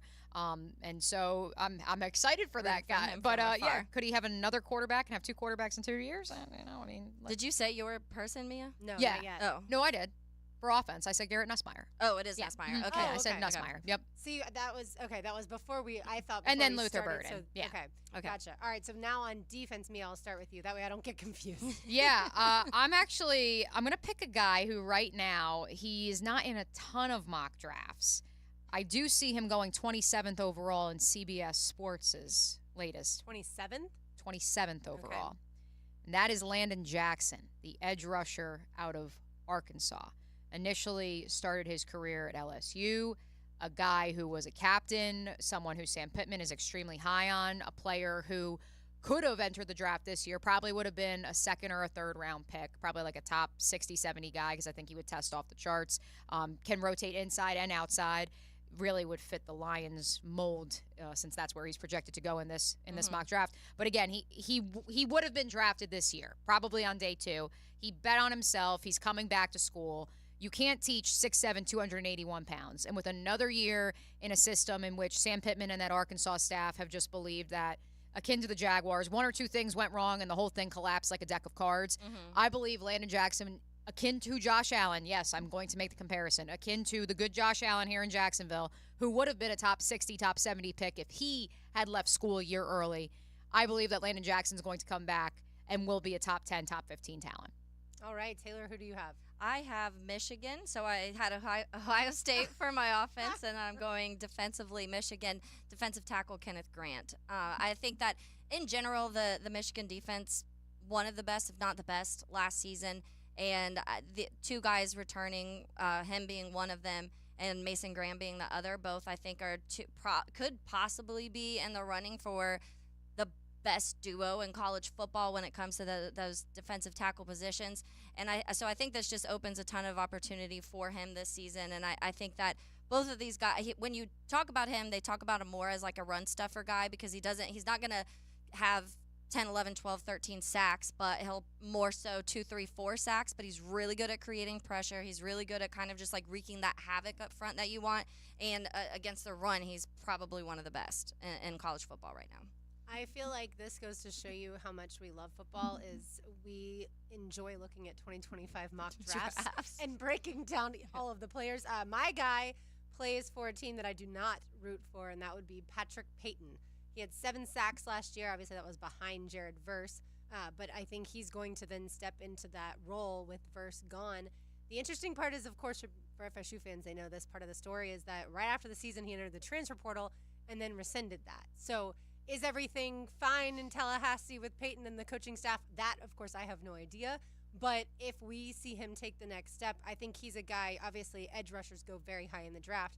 He's a guy that could go top 15. Yeah, I think that's just Patrick Payton, if I had to guess. I think that's just the MO was, well, let's see what's out there. But also, I love Florida State, and then... Yeah, I mean, and nothing against it, by the way. Sure, it never hurts. For it's a free market. Do what you want to do to get your guys money. To put their name in the portal, that way they can be legally contacted, not illegally tampered with by some coaches. I.e., we're looking at you, Colorado, and see, if someone's willing to pay you more. Which, by the way, speaking of the Noles, in case you missed it, Florida State will practice at UNF August 7th and the 8th. Yes. So mark your calendars for those practices. Again, just like they've done the last few years with Mike Norvell, Florida State will be in Jacksonville practicing. Were they open to I've been to it before. They weren't open to fans, though, were they? I don't think it was. Yeah, I don't think we they had were. like multiple people calling, asking, and we That's could what I not figure thought. it out. And Yeah. it ended Well, up, we I will don't keep think you being posted open. then Yeah, because if it we'll changes. have videos and a whole lot more. So I thought it was very closed, other than to media. So yeah, Maybe mark your someday. calendars for following along with Twitter and things like that. All right, so yesterday, heartbreaking loss for my softball team. Florida had a 5-2 lead at one point against Oklahoma, and of course Oklahoma a three-peat national champion.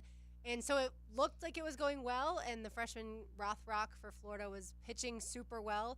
And then all of a sudden, Oklahoma just started chipping away, and as soon as it went to extra innings, I thought Oklahoma was going to win this. They just had the momentum. Certain games, you just know that's how it goes, whether it's baseball, soccer, football, doesn't matter. And so, yes, Oklahoma did what I was afraid they were going to do, and that is hit a walk-off home run. So now we will have Oklahoma v. Texas in the championship series, which begins today, which that scheduling to me is very interesting, that Texas has been just chilling, waiting for the winner of this series, and yet Oklahoma just had to play yesterday, but that's neither here nor there in the Women's College World Series. Are we referring to this as an all-SEC final? I am not, but Okay. I think you can say this is a future all This is a SEC send-off to the final. Big 12. Yes, maybe a nice little middle finger, too, which is unfortunate. But, yeah, Yeah. there they go, the two torchbearers. Talk about I mean, we always talk about the SEC in football, naturally so. Talk about the best softball league in the entire country, because, oh, by the way, Florida and Alabama are pretty good too. And now you're going to add Oklahoma and Texas. And so that league is going to be just absolutely brutal starting next season when they do officially join the SEC. But so the loss had me wondering, and I think I'm going to predict that, Taylor, the answer is yes. Oh. Have you ever cried after your team lost? Not happy tears when your team has won. I think a lot of us have done that. But cried when your team has lost. Yes. Like you're playing in the game, or like the team you watching follow? or playing. You can pick however. Because I don't think I've ever cried from me playing a game and then losing, but I also stopped playing sports when I was in like 9th grade, so I didn't have any big moment, I feel like. But definitely watching. I've had many tears of losses from watching my teams. What was the most recent time you cried after a sport event? Probably when Cody Parkey double doinked. Okay. I cried. And then Were I you in cried the next public? day too. Yes. And I cried the next day too. I was at Ale House, and I was also I also am one of those people that I cry when I'm mad. I always say this to people. I'm like, if my mood isn't between like let's just say 6 and like a 5 and 7, I'm probably crying. Like if I'm too sad, I'm crying. If I'm too happy, I'm crying. If I'm mad, I'm crying. And so it was more of anger. I was so mad, so I was crying from that. But I had already tabbed out because I was like, I don't even want. If this goes bad, I'm just gonna dip. And so instead, you cried. Yes. And so You I'm call like that an crying, Irish grabbing my goodbye. purse, and everyone's like, "Where are you going?" I was like, "I've got to go home. I can't do this." My eyeliner's going to be all over my face.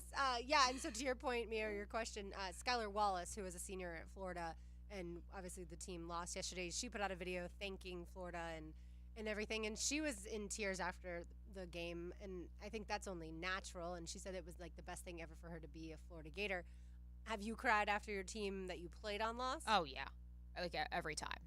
I'm also the one, though, who picks fights with refs. So that's where, I mean, I was going to make a joke about Oh, you're Angel Reese. Oh, I was very much Angel Reese. It's funny when I was just about to make the joke about it. Like, that's why it's funny that, like, I see Angel Reese get thrown out of a game last night, and I'm like, You're like, been there. Look at that. And then I also am like, been there. So now you pick fights with the security guards. Yes, I've moved on from Right. officials to security guards. Although I will tell you, there was a nice little overlap in that Venn diagram when I was still working in local news.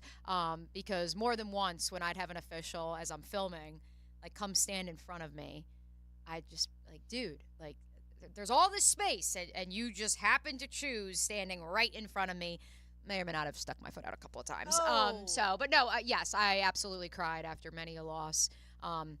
Yeah, shocking. Although your question regarding a team that I follow. Yeah, losing. Yeah, that one's a little, I have to rack my brain a little bit.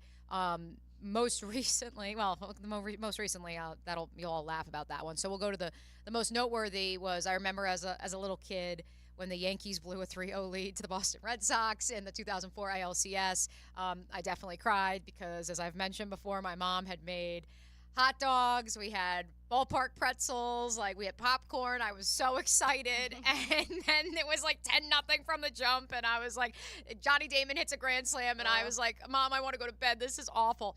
So that's probably the first one that comes to mind. But yes, the most recent, and again, maybe had a little liquid courage for this one, was because I was always broadcasting the games for Ithaca's big rivalry game against Cortland.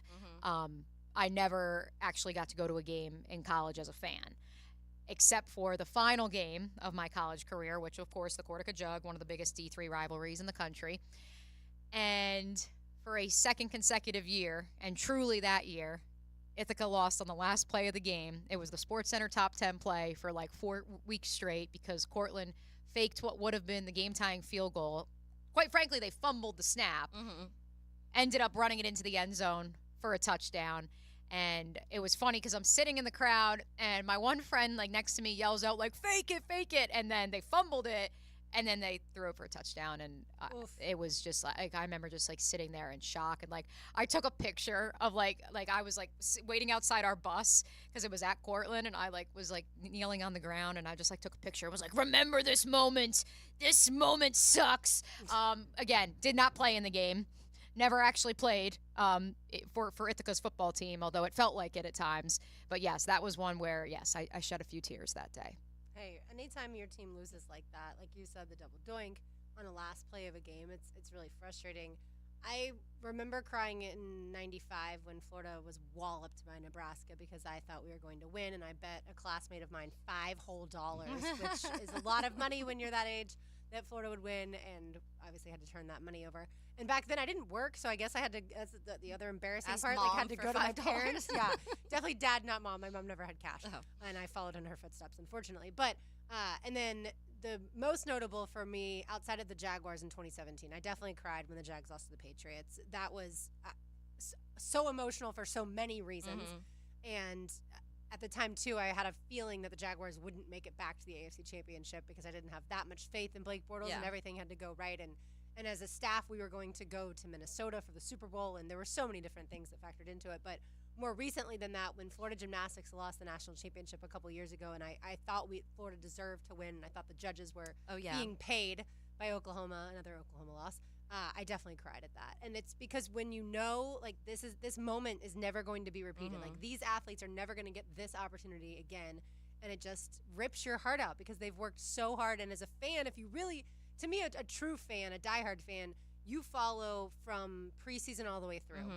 Whether that's football, whether that's baseball and spring training, whether that's gymnastics and you know the roster ahead of the time, softball, regardless of the sport, women's basketball, whatever it is. Like, if you are following along from the time they start practicing to the time the season ends, I feel like you have committed, or not committed. A lot of yourself. Yes, you have given a lot of yourself, and when that team loses, it is gut-wrenching because it is hours upon hours. Yes, you may not be the one participating in the sport, but you're emotionally participating. I always comment on that when people are like, don't say we when you're talking about your team. I'm like, I put more tears and money and heartache and love into this team than the majority of these players because they just got here, and I've been doing this for a long time. So that's always my argument with it because I'm like, I feel like I should say we. I have put a lot of time into all of the teams that I love. For the teams that you follow, like that is your team. Yes. Right, exactly. When I first started broadcasting at 1010, I used to say we, and people were like, you can't say we, you have to be an objective journalist. So I've learned to say the Jaguars or the Gators. Yeah, and it's funny people say that, and chants at certain games are like we are whatever, Marshall. And so I'm like, but they can say it and I can't say it. Not now that you're an objective journalist there, Taylor. All right, we've got a list of the most beautiful ballparks. I wonder how Taylor feels about Wrigley, where that is on the list. That is next on Helmets and Heels on 1010XL 92.5 FM. Helmets and Heels. This hour is brought to you by First Coast Honda Dealers. Wonder what Rick Ballou would be doing if he wasn't on 1010XL? So you had a fight with a game show host on national TV.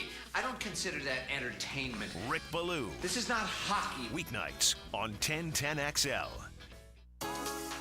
Is your old AC trying to keep up with the Florida heat? At JTM Comfort Services, they understand the importance of a reliable AC system. That's why they offer financing on qualified repairs and replacements. Don't suffer through another scorching summer. Upgrade now to a new energy-efficient system. Visit jtmcooling.com to learn more and schedule your consultation. Veteran and family owned. Your comfort is our name. Call my dad to keep you in the game. Mia here, the NBA Finals have arrived, and it's the perfect time to elevate your game with MyBookie. With MyBookie, you can bet from anywhere, anytime, so you never miss a shot to cash in on a play. You can even live stream and bet on the games right from the sportsbook, giving you everything you'll need to decide, cash out or let it ride. MyBookie makes it really easy to get paid with tons of boosted props and slam dunk parlays, and new boosts are now posted on the daily. I'm wondering, with Kyrie Irving warming up right now as they're in the midst of shoot-around at TD Garden, if there will be a prop regarding the shamrock he now reportedly has on his behind. Very curious. Maybe that'll be a prop to put in. Be sure to follow along at mybookie.ag. And give yourself a head start while you're there, playing with house money using promo code 1010XL when you make your first deposit. That's promo code 1010XL to claim a limited time bonus when you sign up and make that first deposit. But anything, anytime, anywhere, only with MyBookie. David Lane here again for Southeast Orthopedic Specialists. After several surgeries for age-old issues, mainly my back and shoulders, there's no doubt that Southeast Orthopedic Specialist is my sustaining resource for living pain-free. Take it from me, and I'm being really honest here, there's no better orthopedic facility here in Jacksonville. Relieve pain and get back to life. SOS. Southeast Orthopedic Specialists. All right, get those boats ready. The Dailies Old School Kingfish Shootout presented by Yellowfin is coming soon to St. Augustine. It's June 8th. Just go to oldschoolkingfish.com. You can find out more. The grand prize is a Yellowfin bay boat. And with limited boundaries, no bait buying, and no checkout, it is seriously old school. That's why it's the Old School Kingfish Shootout. Here's how you do it. You go online, you sign up, and you become part of what is going to a terrific event. It's the Old School Kingfish Shootout. Go to oldschoolkingfish.com. Time now for a medical recap. A health and wellness tip from Jaguars head team physician, Dr. Kevin Kaplan. Rotator cuff tears are the most common overhead injuries I see. In order to avoid shoulder issues, make sure not to overload the front of the shoulder while also focusing on developing good scapular strength and maintaining flexibility in your lats.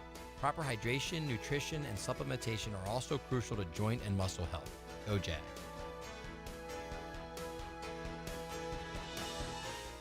There are three certainties in life: death, taxes, and if you stay in your home long enough, a new roof. Pick it here for our friends at Lockhart Roofing.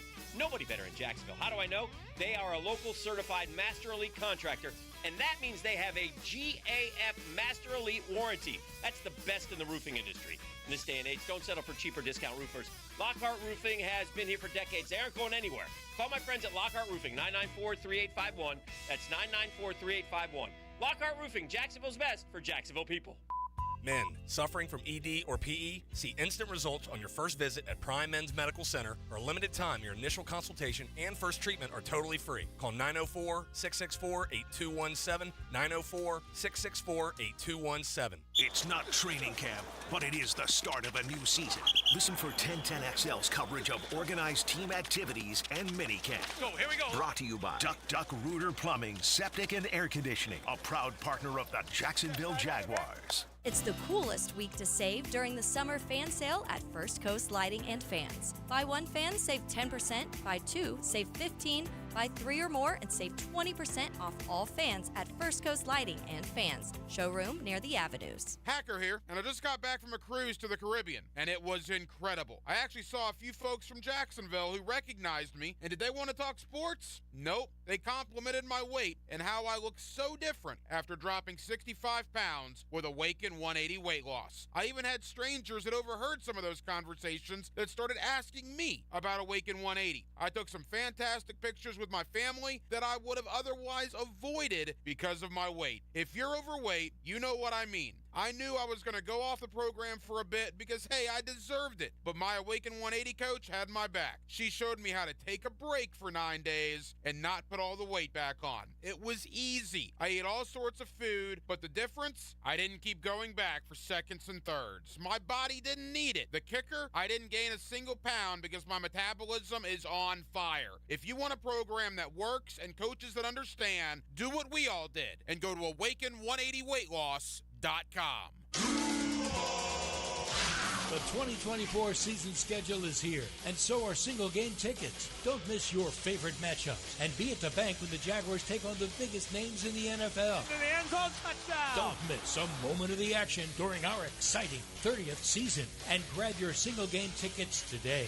Lock in seats for your favorite matchup now by going to jaguars.com/tickets or call 904-633-2000. 1010XL is presented by Farah & Farah, exclusive injury law firm of the Jacksonville Jaguars. Protecting you and your family. Call 396-5555. Jacksonville. You're listening to Helmets and Heels. Illuminated by First Coast Lighting and Fans. On 1010XL.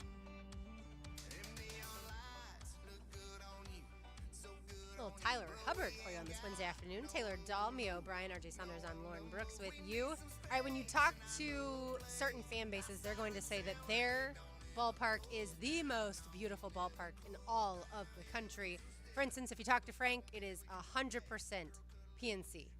The Pirates ballpark, that is 100%. He has a for good him. reason to say They that. are- I it was going to is say one I'm of the not best. a Pirates fan, and I Right. would put it in the top three. And Yeah. it is, yes. But like I said, he would say 100% number one on any list. Taylor, you are a Cubs fan, clearly, and Wrigley, I'm going to guess you would say is number one on any list. I love Wrigley. Okay. I'm very biased, but I haven't been to. I think I've been to like 7 or 8 parks, so there's still a lot pretty that good. I want to hit all of them eventually. And so, obviously, you have a better representation if you've actually been to the Sure. park.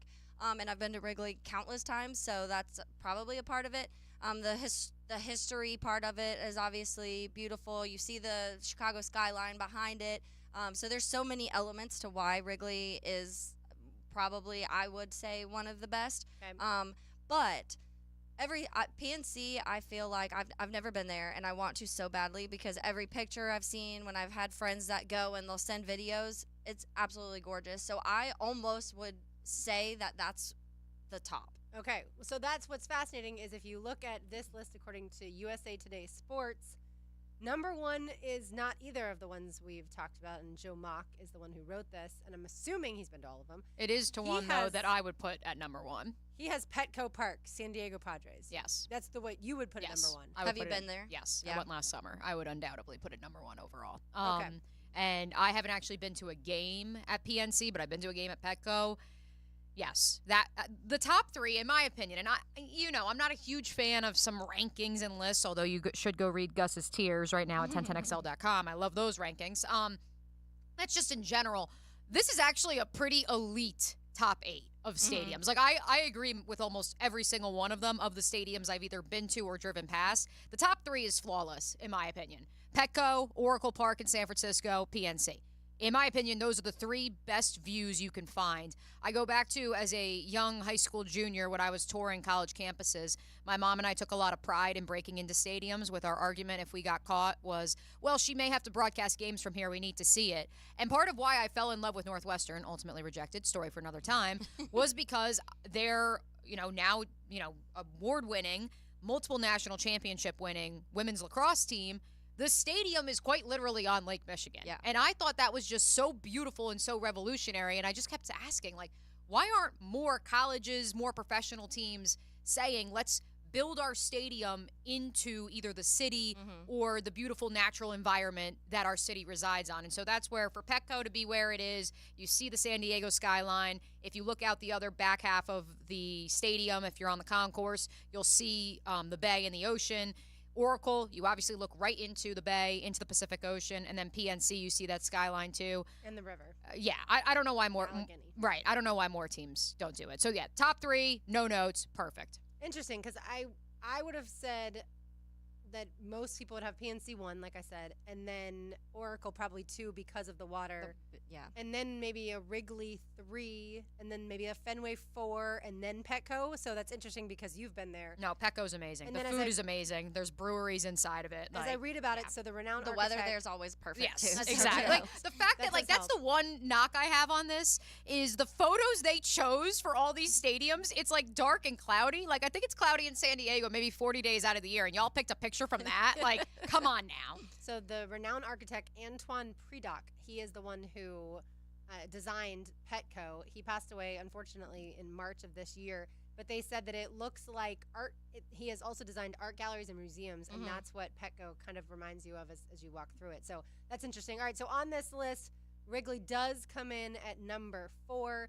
And to Mia's point, if you look at the picture, it is very cloudy there. But I think we all understand how the Wrigley and the ivy and everything like that, it just evokes like a pastime when baseball was a national pastime and a great time gone by. I have actually been to number 5, Coors Field. That's one of the ones I want to go. That's the top of my list, probably outside of PNC. It is gorgeous, but also I've told you the story. Having gone there, we got some cheaper tickets, my cousin and I, and we sat super high up. Not a good plan for someone like me who's from here. The altitude definitely affected me. We lasted about 2 innings up in our cheap seats.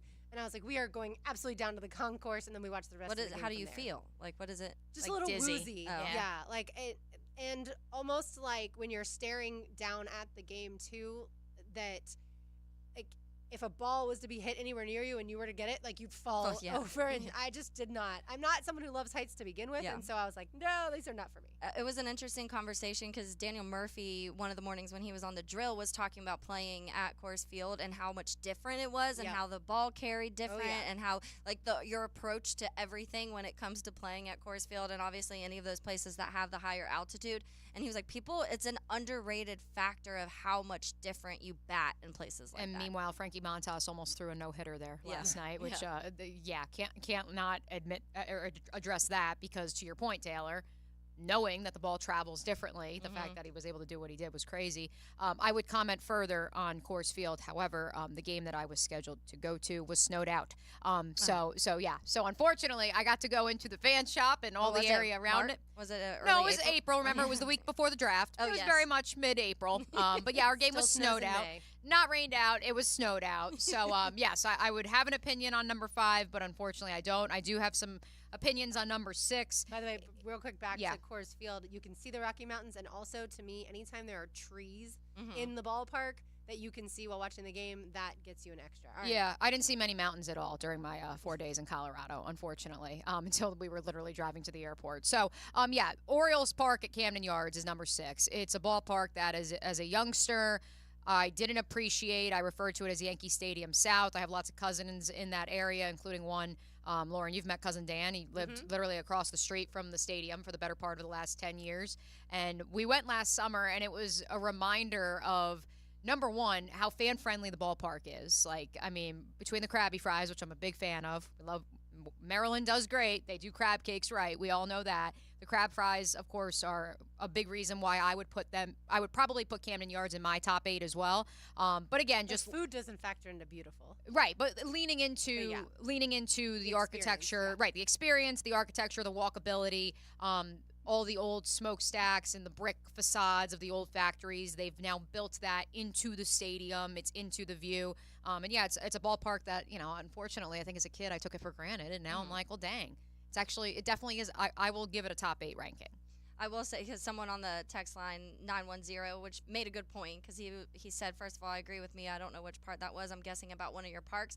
But he said it. But I think that a lot of it is more the view and not the park, which I do agree, because most of these we're talking about like that surrounding area. Right. Because I think you could argue that Wrigley, once you're the inside and certain elements of the inside, old the as bathrooms hell. Are terrible. It's very old in certain areas. There's some pillars in the yes, middle that of are rows falling apart. Yes. So definitely more so the view of what you're seeing when you're sitting in your seat and looking out, not so much like inside the actual stadium. And that's why lists like this are subjective, because it also, like Mia keeps talking about food, and as a food person too, yes, your experience is partially going to be remembered by your experience of eating or drinking or things like that. That Chicago dog is beautiful when I'm sitting at Wrigley. The glizzy. That game day glizzy. All right, number 7, Target Field, Minnesota Twins. I have not been there. Nope. Anyone been there? No? Okay. And number 8, I have been to this one, Fenway Park, Boston Red Sox. I do think 8 is a little low on the list. I agree. I'm a Yankees fan, and I cried when I walked into Fenway Park because of how beautiful it is. It is a living museum.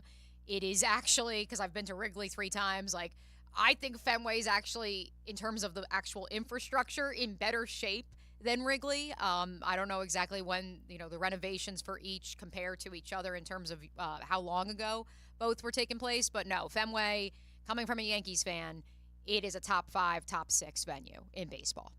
I'm seeing the last renovations for Wrigley, I guess a few different ones, but 2014 and 2019. Does that sound right, Taylor? Yeah, because they've added, not technically inside. I see for Fenway it was 2011 and 2017 were their most recent, but they've added now the big outdoor area, and I think maybe that's what happened most recently. So nothing inside for that. Well, Wrigley, they added the DraftKings too. They added. That's what I'm saying. They've added things like that. They added the DraftKings and then like a big park area outside the stadium. So that renovation, I would say, is that.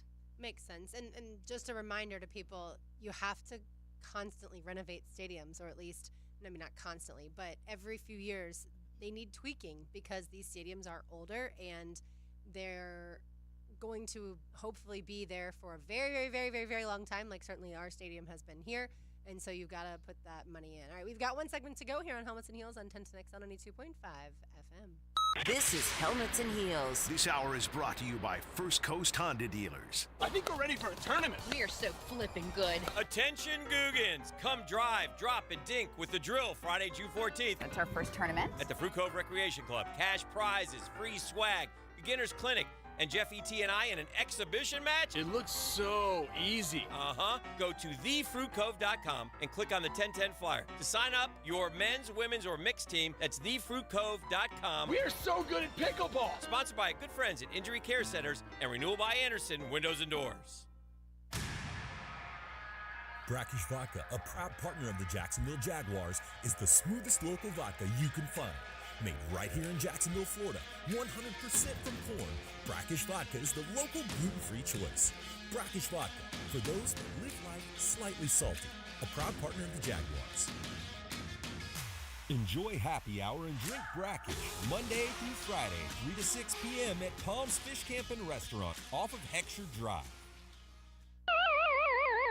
Guys, feeling deflated in the bedroom? ED, low T, no energy? If your stuff is broken, call 904-STROKEN or 904stroken.com. No shots in the first treatment, now free. Fix your ED at 904stroken.com. Did you know a metal roof from Prime Roofing will last 2 to 3 times longer than a shingle roof? If you want a better roof, think metal. Think Prime Roofing. Schedule your free estimate today at primeroofingfl.com. That's primeroofingfl.com. The Sunshine State says it all in the nickname. That summer sun in Florida can take its toll on an air conditioning unit and send your electric bill through the roof. Florida Home AC can help you handle the heat with a brand new AC unit with low monthly payments and over $3,000 in federal tax credits on select systems. So this summer, don't sweat it out. Cool off with Florida Home AC, the official AC company of the Jaguars. Call them today, 777-4300, and check out their tremendous savings on a brand new AC system. Jacksonville Orthopedic Institute is the sports medicine leader in Northeast Florida. We're proud to be the official sports medicine provider for your hometown teams, including the Jaguars, Sharks, Axemen, and the Jumbo Shrimp. We have the most cutting-edge resources for sports medicine care, including active armor casting, Alter-G anti-gravity treadmills, and highly trained physicians and athletic trainers. JOI is truly where the pros go, and so should you. Have a better morning drive with Brunch with the Tour. Tour news, tips, and inside info. Your highly technical golf terms, you'll use them on your very first lesson. Brought to you by Clearwater Irrigation, 8:30 Tuesday morning on 1010XL. Looking for a new or used firearm? Beach's Jewelry and Pawn in Jacksonville Beach will get you locked and loaded. New firearms coming in weekly and always looking for used guns. No lines and no waiting. Online at beachesjewelryandpawn.com. Imagine waking up this time next week and being 100% debt-free from credit cards, car loans, and personal loans. Hey, Prosser here. Loan Pronto's Equity Express line of credit can make it happen. Homeowners are turning their home equity into cash almost instantly. With Loan Pronto's AI-based system, you can get approval in about 10 minutes with almost no documentation, no appraisal, and no hassle. You can get hundreds of thousands of dollars out of your home. Use that money to pay off all your other loans. The average homeowner saves over $850 a month doing this. Listen, your home value's way up. You can use that to wipe out all those credit cards. Get some money for a home improvement. Literally hundreds of thousands are at your fingertips, and approval is just minutes away. So call now, 904-999-1508, 904-999-1508, or go to loanpronto.com. NMLS 1661781, subject to lender approval, equal housing lender. Eric was way behind on his taxes. I owed a lot of money to the IRS, almost $15,000. I tried to make payments. The IRS wasn't satisfied with Eric's efforts, so they came after him full force. They're coming to put a lien and a hold on all my income, my home, my car. I was just overwhelmed at what to do. Then Eric called Optima Tax Relief. When Optima Tax got involved, the calls would stop, the threats would stop. It was easy like 1, 2, 3. Optima Tax Relief is A+ rated by the Better Business Bureau, and their team of expert tax professionals took care of Eric's problem. I owe $15,000, and now my debt is clean. I don't owe anything. Take Eric's advice. If you have a tax problem, you need to call Optima Tax now. Call Optima Tax Relief for a free consultation. Call 800-348-0269. 800-348-0269. 800-348-0269. Optima Tax Relief. Some restrictions apply. For complete details, please visit OptimaTaxRelief.com. Hi, this is Earl Ron, president of New South Window. New South is having a one-day factory sale this Saturday only in our factory showroom. 40% off energy-efficient windows and patio doors. One day only, this Saturday from 9 till 4. Please visit us at newsouthwindow.com. Hey, I'm not going to pretend I know the specific problems you might be facing when it comes to the prospect of selling your home. Maybe you need more space for your office or a growing family. Perhaps you're worried about selling for less money with a low-ball, out-of-state, instant offer. It's a tougher market. It means it's crucial to hire the right agents to sell your home and maximize your price, and that's why I'm recommending Chad and Sandy Newman, chadandsandy.com. They have the plan and experience to get your home sold fast and get it sold for maximum cash. In fact, Chad and Sandy guarantee your home sold at an agreed-upon price and deadline, or they will buy it. Can you have any more comfort and security than that? Take Tanya in Palencia. I needed to sell my condo fast. I bought a new construction home thinking I had plenty of time to sell. But I listed with another realtor and I got no showings and no offers. I ended up paying 2 mortgages. I then hired Chad and Sandy. I got offers in days and closed in under 30. Go to chadandsandy.com and take advantage of chadandsandy.com. 1010XL is presented by Farah & Farah, exclusive injury law firm of the Jacksonville Jaguars. Protecting you and your family. Call 396-5555. Jacksonville. This is Helmets and Heels. Kept classy by First Coast Lighting and Fans. Upscale lighting, fans, and home decor. On 1010XL.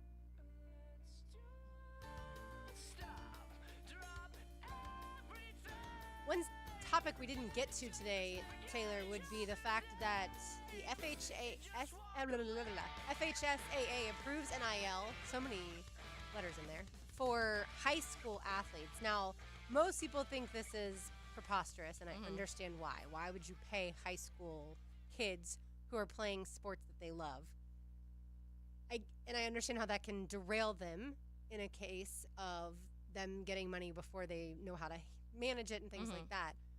But on the flip side, if a kid has a YouTube channel, and he wants to mimic, or she wants to mimic Bryson DeChambeau and have cool tricks and lessons on YouTube, why can they not benefit from that? I understand you don't necessarily want a company paying someone to go to a certain high school. I totally get that, and that part is not supposed to be the case. But what's wrong with them monetizing their social media, especially if there are guardians in place in their lives to be able to help them handle their money?